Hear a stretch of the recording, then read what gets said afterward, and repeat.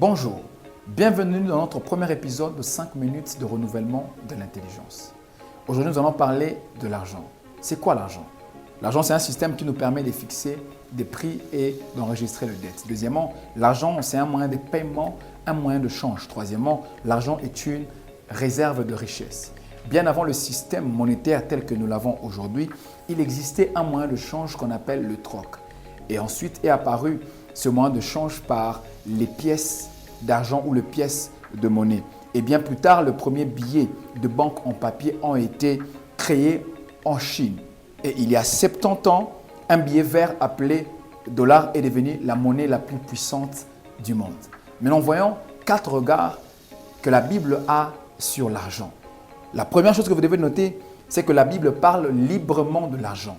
2000 versets bibliques à peu près parlent de l'argent, alors que 5000 simplement parlent de la prière. Alors je voudrais ici que vous puissiez avoir un regard un peu comme celle de la Bible. Un regard libre, un regard ouvert, un regard pas honteux, mais un regard dominant, un regard imposant sur l'argent. Deuxièmement, c'est que la vie de consécration, la vie d'intégrité n'est pas contre le fait de posséder les richesses ou d'avoir de l'argent. La Bible parle d'un homme qui était intègre, mais qui était riche. Il s'appelle Job. La Bible parle d'un homme qui était intègre, qui était riche. Il s'appelle Isaac. Un peu comme pour dire, intégrité et l'argent peuvent cohabiter ensemble. Troisièmement, retenez que la Bible donne une place importante à l'argent.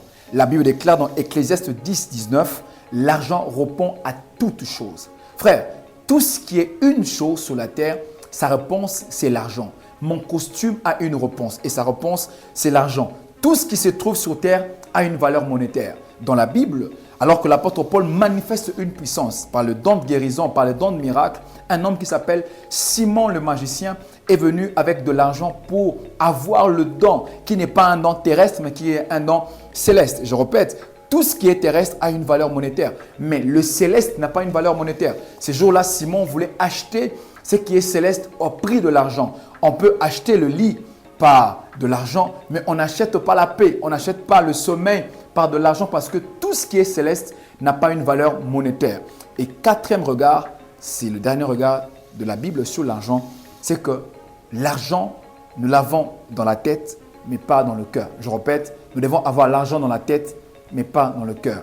La Bible déclare dans 1 Timothée chapitre 6, le verset 10, « Car l'amour de l'argent est une racine de tous les maux. Quelques-uns en étant possédés se sont égarés, loin de la foi, et se sont jetés eux-mêmes dans bien de tourments. » L'amour de l'argent est la racine de tous les maux. L'amour de l'argent est la racine de tous les maux. Qui n'aime pas l'argent? Nous tous, nous aimons l'argent. Moi en premier.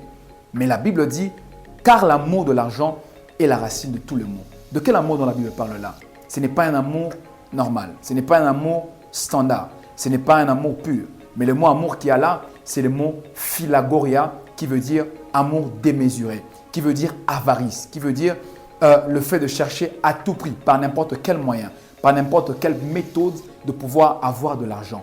Avoir de l'argent n'est pas un problème, mais le moyen pour l'avoir, c'est ça le problème. Lorsque le moyen n'est pas conventionnel, lorsque le moyen est un moyen démesuré, est un moyen qui quitte le contexte de la normale, c'est un moyen qui va à toucher le péché, alors là, l'argent devient un problème. Parce que nous devons avoir l'argent dans la tête, je répète, mais pas dans le cœur. La Bible déclare que tu aimeras le Seigneur de tout ton cœur, de toute ton âme et de toutes tes forces. L'argent n'est pas un problème, mais aimer l'argent de manière démesurée. Ça veut dire faire voler pour avoir de l'argent, tricher pour avoir de l'argent, mentir pour avoir de l'argent. Alors là, c'est un signe de l'amour de l'argent.